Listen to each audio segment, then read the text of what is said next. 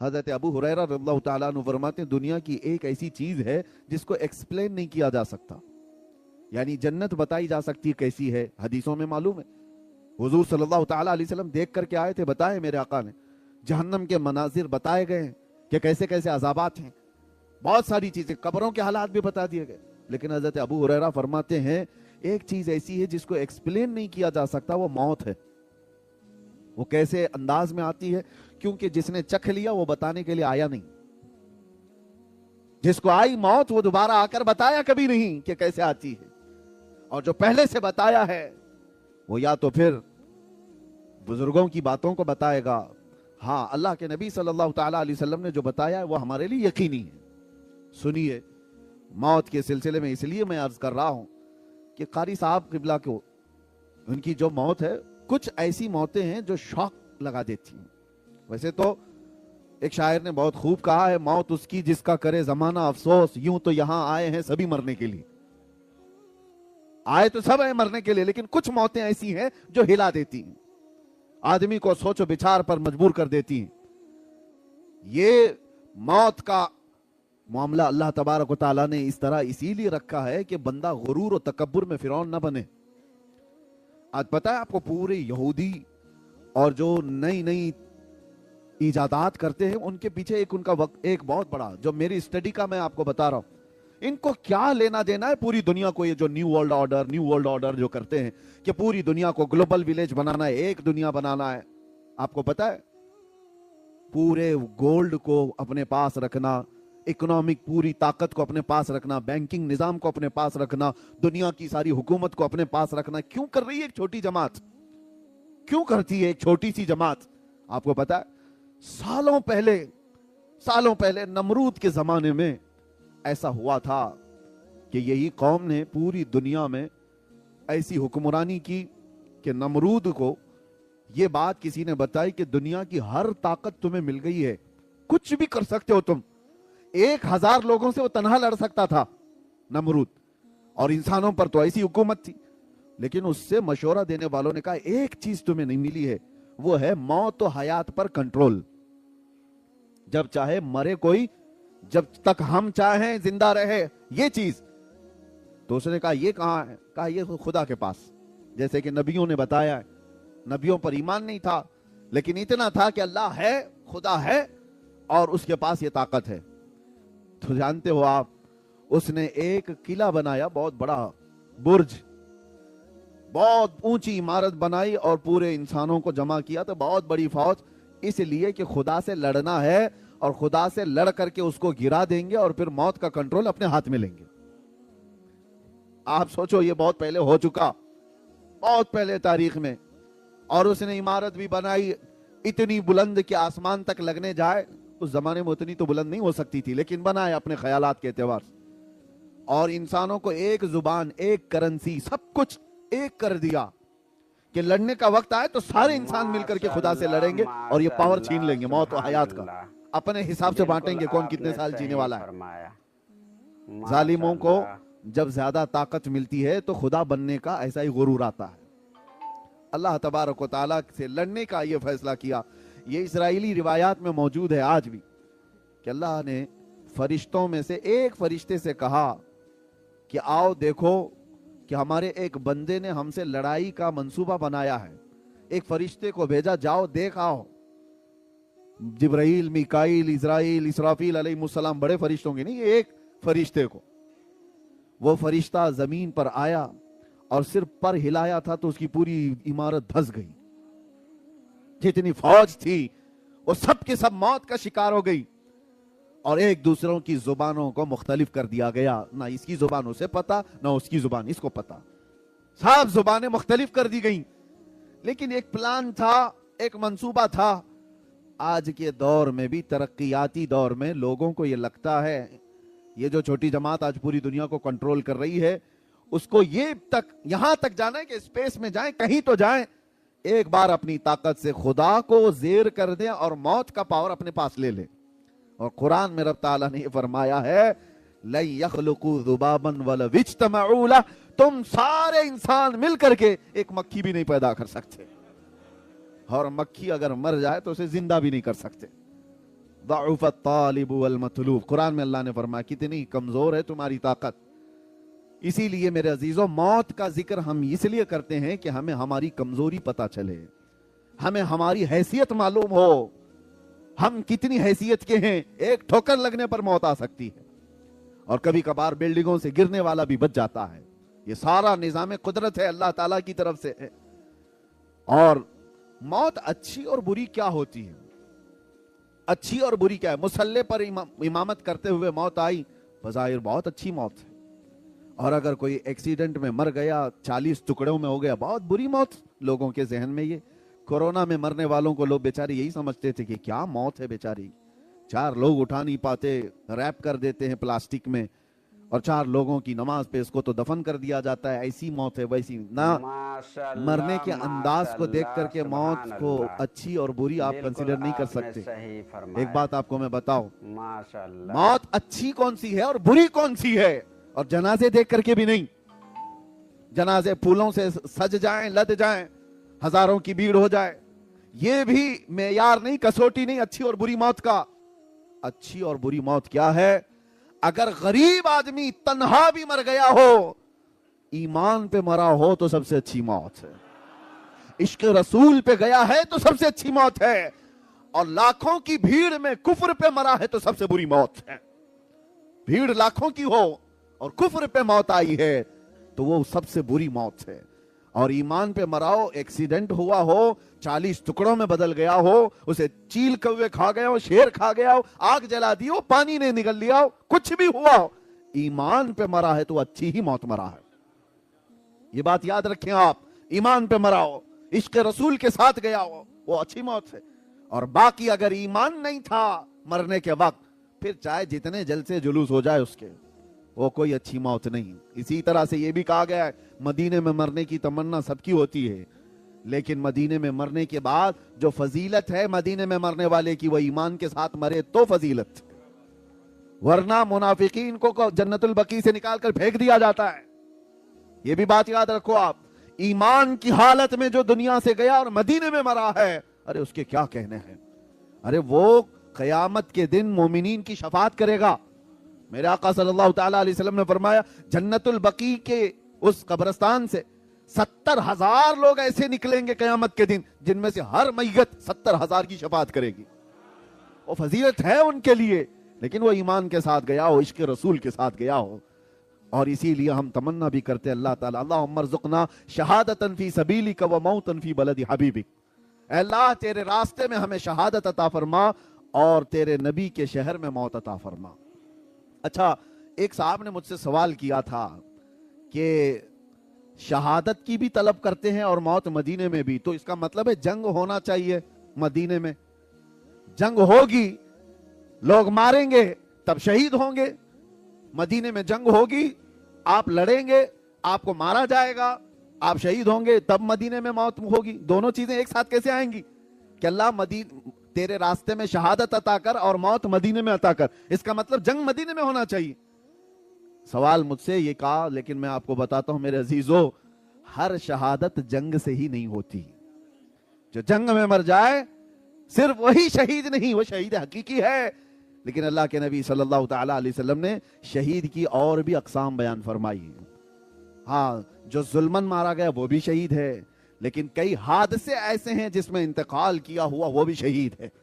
اور کتنی بڑی پیاری بات ہے, یہاں پر شہزادہ مصنع میاں موجود ہیں اور حضور مصنع میاں رحمۃ اللہ تعالیٰ علیہ, جن کو یہ دعا کا مصداق کہا جا سکتا ہے کہ اللہ نے ان کو شہادت بھی عطا کی اور موت بھی مدینے میں عطا کی. دونوں چیزیں ملی. ایک ہے نیچرل ڈیتھ, طبعی موت ہوئی ہو, لیکن ایک ہے حادثاتی موت. کچھ حادثے ایسے ہیں جس پر اللہ کے رسول نے فرمایا اسے شہادت کا مقام ہے. تو شہید بھی ہوا ہو مدینے میں اور مدینے میں موت بھی ملی ہو, یہ بہت کم لوگوں کو ملتا ہے, بہت ریئر ہے. اللہ تبارک و تعالیٰ وہ قسمت ہمیں عطا فرمائے. میرے عزیزو, موت کا تذکرہ میں صرف آپ کے سامنے اس لیے کر رہا ہوں کہ یہ کسی کو وقت نہیں دیتی, کسی کو مہلت نہیں دیتی. اسی لیے آپ یہ مت سمجھنا کہ عمر ہو جائے گی, بعد میں بچے جوان ہوں گے تو میں داڑھی رکھ لوں گا, نماز کا پابند بن جاؤں گا. ارے 17 سال کے جنازے نہیں جاتے کیا؟ 18 سال کے جوانوں کے جنازے نہیں دیکھتے बच्चों के भी जनाजे जाते हैं। मौत की कोई उम्र नहीं है। हाँ, जिसको बुढ़ापा मिल गया वो नेमत है, सबको नहीं मिलता बुढ़ापा। जिसको बुढ़ापा मिल गया और वो भी इस्लाम पे मिला है, उसके लिए वो नेमत है।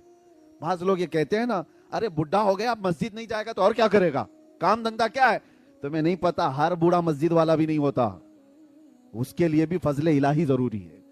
हर बूढ़ा नहीं है मस्जिद का। कितने बूढ़े तो 80 साल के हो गए, अभी रोज ब्लेड मार रहे हैं, उनको अभी जवान बनने का शौक है रोज। और वो बूढ़ा जिसके बाल सफेद हो गए, हदीस पाक में अल्लाह ताला फरमाता है, हदीस कुदसी, अल्लाह फरमाता है ऐसे बूढ़े को अजाब देने में मुझे हया आती है, जिसका बुढ़ापा इस्लाम पे हुआ हो। लेकिन ये बुढ़ापा सबको नहीं मिलता कि हर कोई बूढ़ा होके मरेगा। कितने तो जवानी में चले गए। कारी खुर्शी साहब इमामत कर रहे थे, मुश्किल से शायद उनकी 50 के आसपास की उम्र होगी, 45 48 साल की उम्र, जबकि निजाम ये बताया गया 40 साल के बाद जवानी शुरू होती पहले। और कुरान पाक में जो अल्लाह तबारक व तआला ने फरमाया वलम्मा बलगा अशुद्दा, यानी ये जो शिद्दत वाली जवानी उसको 40 साल का आ गया। आप तमामी हजरात से मैं एक बात ये कहूंगा कि मौत की कोई उम्र नहीं है, तो फिर किस बात के इंतजार में हो कि कब करेंगे, कल करेंगे, परसों करेंगे। जो बात तुम्हें बाद में अचानक आने वाली है उसके लिए पहले से तैयार होना चाहिए। अपने आप को इतनी अच्छी हालत में रखो कि किसी दिन मलकुल मौत आए तो हाथ पैर मार करके मोहलत मांगने वाली नौबत ना आए कि थोड़ा टाइम मिल जाए मैं तस्बीह पढ़ लूं, थोड़ा टाइम मिल जाए लोगों का खाया हुआ वापस कर दूं, थोड़ा टाइम मिल जाए कज़ा नमाजें पूरी कर लूं। ऐसी हालत में ना आ जाओ। इसीलिए एक आपको मैं बता दूं, हदीस का मफहूम है हासिबु क़ब्ल अन तुहासबु, अपना हिसाब कंप्लीट रखो इससे पहले कि तुम्हारा हिसाब पूछा जाए। हिसाब अपना कंप्लीट रख लो इससे पहले कि तुम्हारा हिसाब पूछा जाए। और मौत सबकी एक तरह की भी नहीं है।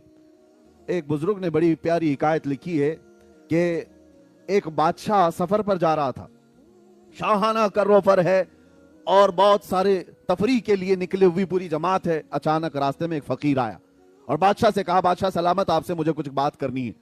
बादशाह ने कहा, ये मेरे आराम का वक्त है, तफरीह का है, अभी मैं तो पिकनिक पे जा रहा हूं, क्या चाहिए तुझे बोल। फकीर ने कहा, नहीं नीचे उतर आओ बग्गी से, आपसे मुझे बात करनी है। बादशाह ने कहा, बड़ा बदतमीज फकीर है ये, बादशाह को उसकी बग्गी से उतार रहा है। तो उसने फौरन हुक्म दिया, वजीरों को पकड़ो इस फकीर को। फकीर ने अपना जुब्बा हुआ किया, खोला और उसके बाद बादशाह को खींचकर नीचे उतारा और कहा, पहचान मुझे, मैं मलकुल मौत इजराइल हूं, मैं मलकुल मौत इजराइल हूं। बादशाह अब वो कपकपाने लग गया, पूछा कि आप क्यों आए। कहा, मैं क्यों आता हूं तुम्हें पता है, रूह लेने आया हूं। कहा, इसी वक्त। कहा, इसी वक्त। कहा, इतना वक्त दे दें कि मैं वापस चला जाऊं ये सफर को खत्म करके और अपनी सल्तनत के सारे काम बेटे को सुपुर्द कर दूंगा। कहा, उतना टाइम नहीं है तेरे पास, मैं बहुत जल्दी, अभी वक्त काफी कम बचा है। तो उसने कहा, इतनी मोहलत दे दीजिए कि बीवी से बात कर लूंगा। वो भी नहीं है। उसको थोड़ी सी भी मोहलत नहीं दी गई, उसी वक्त उसको गिरा दिया गया और उसकी रूह कब्ज कर ली गई। जो शाहाना कर्रोफर के साथ जा रहा था उसको रास्ते में अचानक मलकुल मौत ने रूह निकाल ली। तस्वीर का एक दूसरा रुख भी है सेम। एक आलिम रब्बानी है, परहेजगार, वो अपने घर से झोला लेकर सामान लेने के लिए बाहर जल्दी जल्दी जा रहे हैं। असर का वक्त हो चुका है और सामान खरीदने के लिए जा रहे हैं। रास्ते में यही फकीर आया, कहा कि हुजूर रुक जाइए, थोड़ा कुछ बात करनी है आपसे मुझे।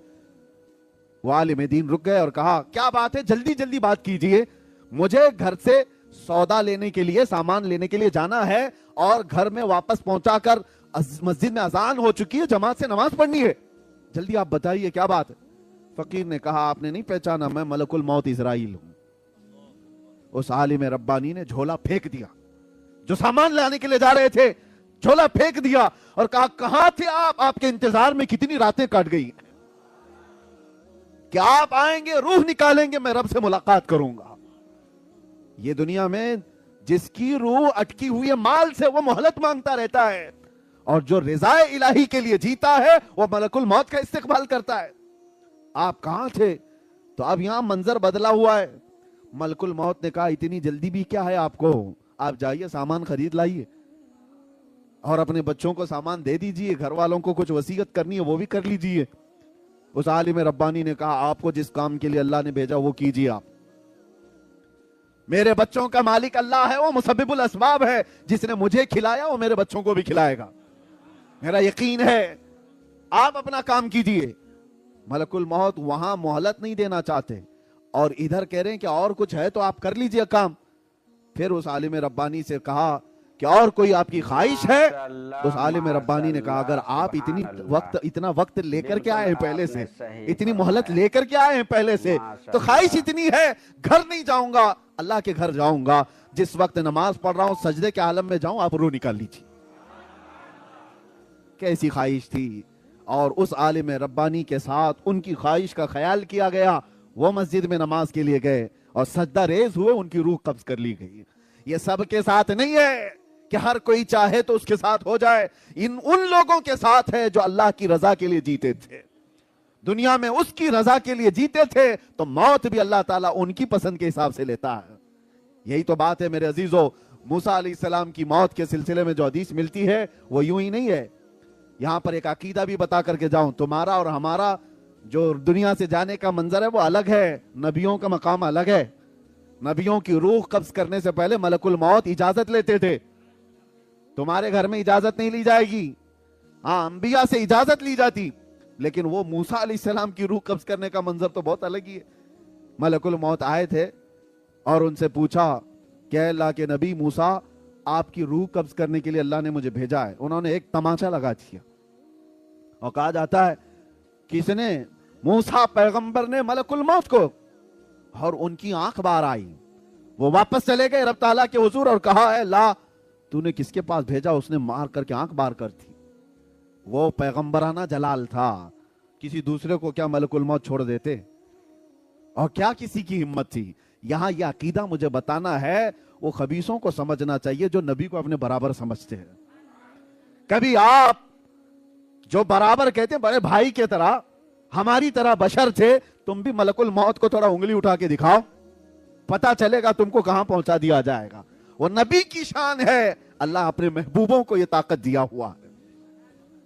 अल्लाह ताला ने नहीं फरमाया कि निजाम में खलल हो गया, नहीं, रब ताला ने फरमाया, ए इजराइल जाओ दोबारा और एक घने बालों वाला बकरा लेकर जाओ और उनसे कहो कि इस बकरे के जिस्म पर हाथ रखें, उनके हाथ के नीचे जितने बाल आएंगे उतनी उम्र उनकी बढ़ा दी जाएगी, उतनी जिंदगी उनको दी जाएगी।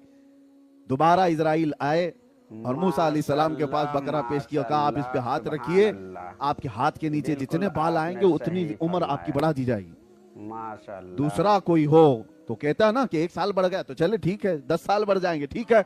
मूसा अलैहिस्सलाम ने कहा हट जाओ, मैं रब से बात करता हूं। अल्लाह करीम से आपने कलाम किया और कहा, अल्लाह जब इतने साल भी गुजर जाएं तब क्या होगा? रब ने फरमाया मौत आएगी, इसलिए कि मेरा वादा है, कुल्लु नफ्सिन ज़ाइक़तुल मौत, हर जान वाली चीज को मौत का मजा चखना है। मूसा अलैहिस्सलाम को अल्लाह ने क्या फरमाया? मौत तो आएगी, जितने साल भी हो गुजर जाएं मौत आएगी। तब मूसा अलैहिस्सलाम ने कहा जब मौत आना ही है तो अब क्या तब क्या? फिर इजराइल से कहा कि मुझे बैतुल मुक़द्दस के करीब कर दो। जमीन को लपेट दिया गया, आपको दम जदन में बैतुल मुक़द्दस के करीब कर दिया गया। वहां पर एक कब्र खोदी जा रही थी, उसमें हजरत मूसा अलैहिस्सलाम लेटे और कहा इजराइल से कि अब मेरी रूह कब्ज कर लो। ये शान है नबियों की कि हर एक की मौत इस तरह से नहीं आती है। कुछ मौतें वो हैं, इसीलिए मौत में भी दर्जात हैं, मौत में दर्जात हैं। एक हजरत उमर फारूक रज़ियल्लाहु ताला अन्हु से मरवी ये बात है, आपसे पूछा गया मौत के आने के अंदाज अलग अलग हैं? आपने कहा हाँ। कहा कैसे? कहा मोमिन की रूह और काफिर की रूह निकालने में फर्क है। एक काफिर की और एक बदबख्त की, गुनहगार की रूह ऐसे निकाली जाती है जैसे कांटों की झाड़ी पर रेशम का कपड़ा डालकर खींचो। रेशम का कपड़ा, सिल्क का कपड़ा डालकर कांटों की झाड़ी पर जब कपड़ा खींचेंगे तो उसके तार किस तरह निकलते चले जाएंगे। रूह निकलने के वक्त उसको ऐसा लगेगा नाखून नाखून से उसकी रूह निकाली जा रही होगी, शिद्दत का दर्द होगा। और फिर आपसे पूछा गया मोमिन की रूह कैसे निकाली जाती है? कहा ऐसे जैसे मैदे के गुंदे हुए आटे में बाल फंसाओ तो निकाल लिया जाता है। एक बाल गुंदे हुए आटे में फंसा हो तो उसको निकालने में क्या महसूस हो, न बाल को पता चले न आटे को पता चले। तो आपके हाथ में है किस तरह दुनिया से जाना चाहते हो। कुरान में अल्लाह ने फरमाया है, या अय्यतुहन नफ्सुल मुतमइन्ना इरजिई इला रब्बिकी रादियतम मरदिया फदखुली फी इबादी वदखुली जन्नती। कुछ वो लोग हैं जिनके मरने से पहले उनके कानों में ये आवाज आती है, ऐ पाकीज़ा जान के मालिक, आजा अपने रब की तरफ खुशी खुशी। अल्लाह फरमाता है, मेरे बंदों में शामिल हो जा, मेरी जन्नत में दाखिल हो जा। और हदीस पाक में है, कुछ गुनहगार ऐसे हैं जिनके मरने से पहले कानों में आवाज आती है, या अय्यतुहन नफ्सुल खबीसा, ऐ बुरे जान के मालिक, उखरुजी मिनल जसदिल खबीस, गंदे जिस्म से निकल जा। अल्लाह का ये हुक्म होता है, गंदे जिस्म से निकल जा और मेरे बंदों से दूर हो जा, जहन्नम में दाखिल हो जा। और वो इस आवाज से ही तड़प जाता है, चेहरा बदल जाता है, मौत के वक्त जो डर तारी हो जाता है। अजीजा ने गिरामी वकार, मौत के वक्त जो हालात आते हैं, कुरान कहता है कि अगर तुम देख लो ना फरिश्तों को, कि फरिश्ते कैसे मारते हैं, और यदरिबूना वुजूहहुम व अदबारहुम, उनके पीछे उनकी पेशानियों पर मारते हैं रूह निकालने के लिए, बहुत शिद्दत का दर्द। और कहा गया सकरात का वक्त ऐसा कि मक्खी भी अगर उसके जिस्म पर। अस्सलामुअलैकुम रहमतुल्लाहि बरकातहू।